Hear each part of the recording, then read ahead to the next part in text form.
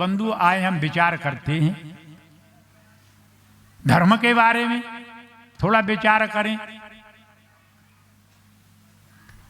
जो कणादि हैं वैशेषिक दर्शनकार वो कहते हैं यह तो अभ्युदय निय श्रेयस सिद्धि स धर्म है।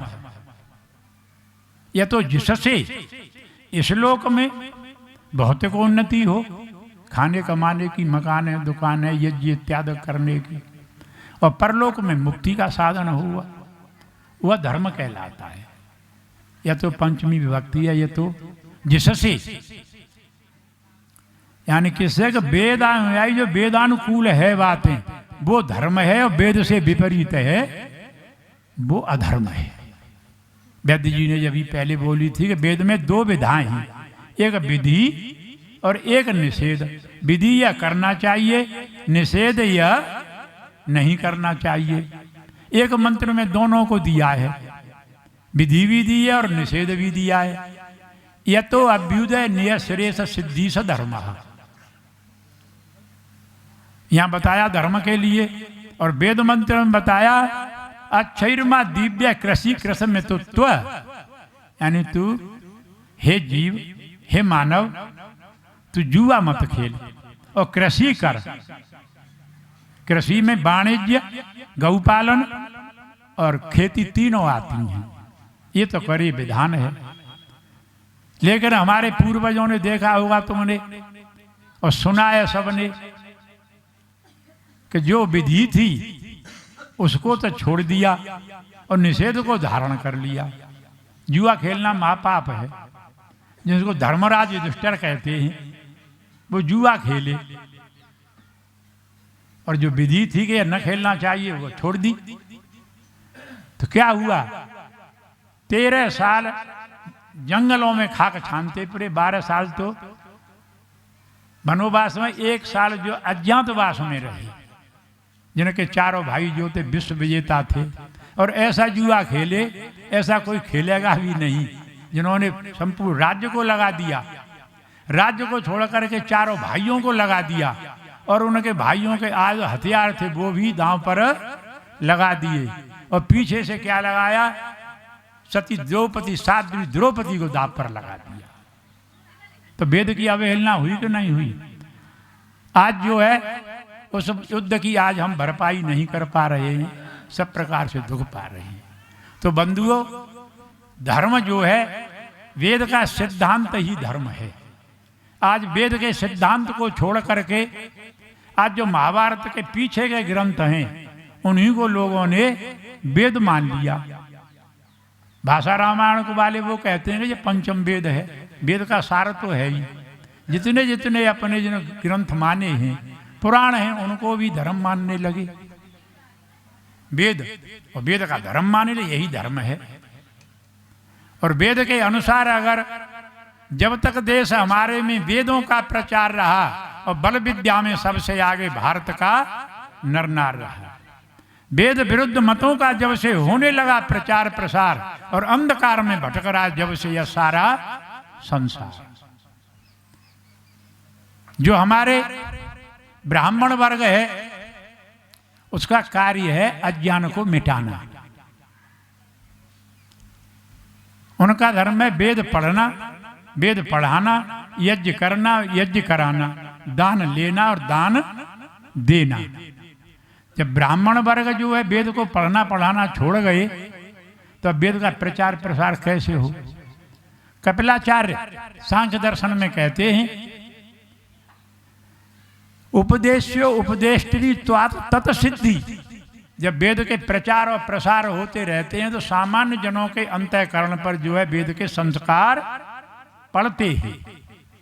फिर आगे के सूत्र में कहा है, 81वां सूत्र है दूसरे अध्याय का, इतरथ अंध परंपरा, यानी जहाँ वेदों के प्रचार और प्रसार नहीं होते हैं तो वहाँ अंध परंपरा चल पड़ती है। आज वो ही हो रहा है।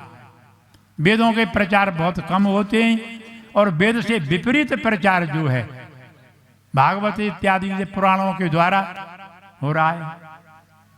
वेदों में परमात्मा को बताया है ईश्वर ये एक बात है, ईश्वर एक है, अजन्मा है, कभी शरीर धारण नहीं करता है। 32वें अध्याय का ये मंत्रांश है।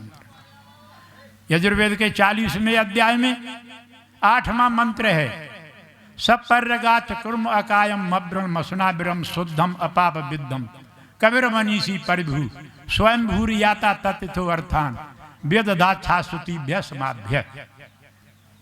सपर्यगात, वह परमात्मा सर्वत्र व्यापक है, ऐसी कोई जगह नहीं है जहां परमात्मा नहीं हो।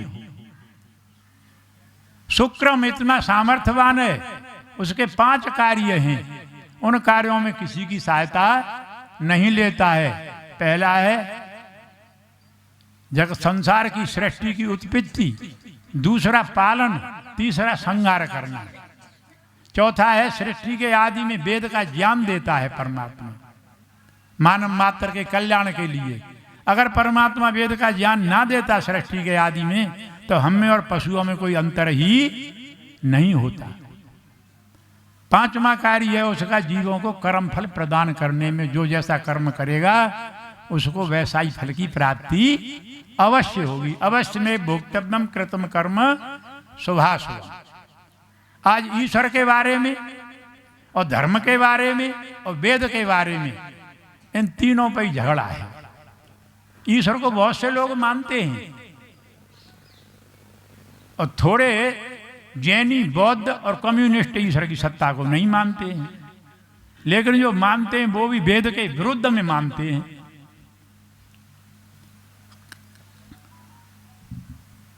मुसलमान लोग जो 7वें आसमान पर मानते हैं कि वहाँ एक तख्त पर जो है और उनका खुदा अल्लाह जिसे कहते हैं वो बैठा है, 70 हूरें 72 लौंडे उसकी खिदमत में सेवा में रहते हैं। और ईसाई लोग 4थे आसमान पर मानते हैं, उसको 4थे आसमान पर है।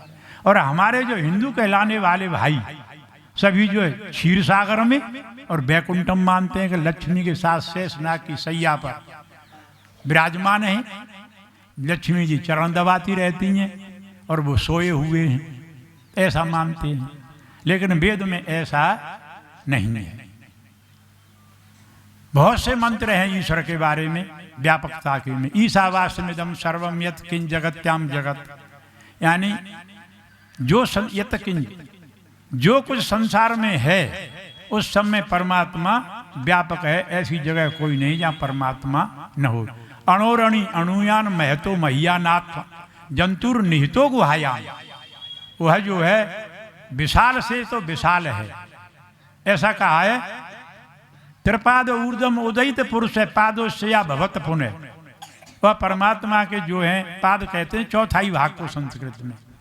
एक पाद में ही अनेक ब्रह्मांड हैं, अरबों खरबों सूर्य, अरबों खरबों पृथ्वी, अरबों खरबों आकाश गंगाएं और अरबों खरबों जो है न जाने परमात्मा को गिनती हो कोई नहीं कर सकता है। इतने ब्रह्मांड हैं, एक ही पाद में हैं, 3 पाद तो उसके खाली पड़े हुए हैं। और जो है जंतुर निहितो गुहायाम, और जीवात्मा प्रकृति के परमाणु से भी छोटा है, सूक्ष्म है, और इससे भी सूक्ष्म जो है परमात्मा है, उसमें भी व्यापक है। तो ऐसे परमात्मा को जो है शरीरधारी और अवतारवाद में मान लिया। शरीरधारी कोई भी परमात्मा कभी नहीं हो सकता है। पुराणों में जिसे 24 अवतारों में कहा गया, जैसे भागवत में 24 अवतार लिखे। प्रथम अध्याय के प्रथम स्कंद के 2 अध्याय में 24 अवतारों की सूची है, और 3 स्कंद में 7वें अध्याय की जो है अवतारों की सूची है। तो यह भागवत जो है सुखदेव जी के सामने थी ही नहीं इन प्रमाणों से, इनके 24 अवतारों के से, क्योंकि उसमें महात्मा बुद्ध का नाम है अवतारों में। तो महात्मा बुद्ध को जो पाठ्यक्रम अध्यापक पढ़ाते हैं, छात्र पढ़ते हैं, हमने भी पढ़ा है कि 2500 साल के करीबन उसको हुआ है। तो इससे ऐसा है कि महात्मा बुद्ध के जन्म से पीछे जो है ये बनाई, तो उसमें महात्मा बुद्ध का नाम आए। अगर सुखदेव जी के सामने जबकि भागवत होती बनी हुई तो महात्मा बुद्ध का नाम नहीं होता। 3 अध्याय बताए, उसमें कोई सज्जन ये चाहें तो नोट कर लें और वहाँ भागवत में देख सकते हैं। तो कहने का तात्पर्य है कि वेदों की जगह पर, वेदों के द्वारा ईश्वर को न मानकर सपर्यगात कर्म अकायम, तो अकायम माने स्थूल सूक्ष्म कारण शरीरों से भी वो परमात्मा रहित है।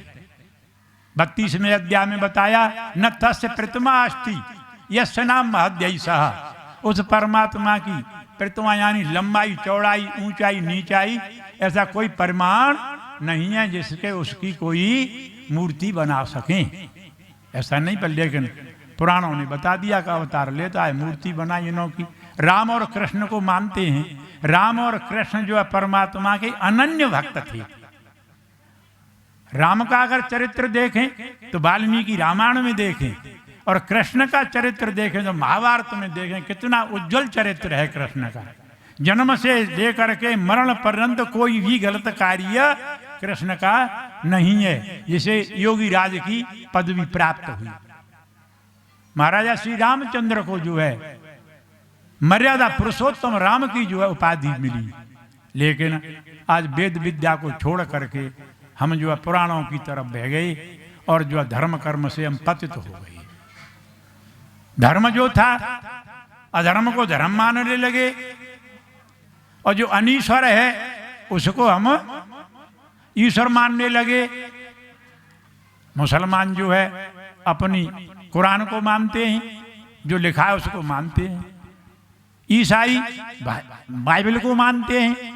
अब किसी छोटे से बच्चे को भी अगर मुसलमान के को पूछा जाए कि तुम्हारा धर्म ग्रंथ क्या है, तो तुरंत जवाब देगा कि हमारी कुरान शरीफ है। और ईसाई के लड़के को पूछा जाए कि तुम्हारा धर्म ग्रंथ क्या है, तुरंत बताएगा कि बाइबल है। और हमारे जो बच्चों से पूछा जाए कि तुम्हारा धर्म ग्रंथ क्या है, तो कोई हनुमान चालीसा बताएंगे, कोई रामायण बताएंगे, कोई भागवत बताएंगे, कोई शिव पुराण बताएंगे, कोई गीता को बताएगा। वेद को जानते ही नहीं है, उन्होंने सुना और पढ़ा भी नहीं है। कुछ लोग कहते हैं कि वेद बहुत कठिन है, पढ़ने में नहीं आते हैं। नहीं, ऐसा बात नहीं है। कोई भी बताए कि जो वेद में मंत्र हैं उनमें अक्षर हैं, माँ साहब उन्हें कौन नहीं जानता, अक्षर तो वो ही हैं। अरे अर्थ पढ़ लो, महर्षि दयानंद ने कितनी वो की। हम ऋणीय देव दयानंद जी के, जिन्होंने स्वयं विष के प्याले पी करके हमें वेदामृत पिलाया और बताया। जो मत मतांतरों की पगडंडियों पर बहे चले जा रहे थे, तो उनसे कहा, हे संसार के लोगों लौटो वेदों की तरफ। जब तुम कल्याण चाहते हो, सुमार्ग पर जाना चाहते हो, वेदों का मार्ग ऐसा जैसे जीटी रोड, ना किसी को पूछने की जरूरत है, ना उसमें भूलने की जरूरत है। तो कहने का तात्पर्य है कि तुम गंगा जल शुद्ध लाना चाहते हो तो आगे बढ़ते जाओगे तो जितना ही जितना गंदा जल मिलेगा। और जब पीछे से वहाँ गंगोत्री निकल रही है, जो गोमुख है, शुद्ध तो वहाँ से मिलेगा। माँ साहब जी, ऐसे ही हम वेदों की तरफ लौटेंगे तो हमें जो है वास्तविकता में शुद्ध जो है ज्ञान मिलेगा, रास्ता मिलेगा।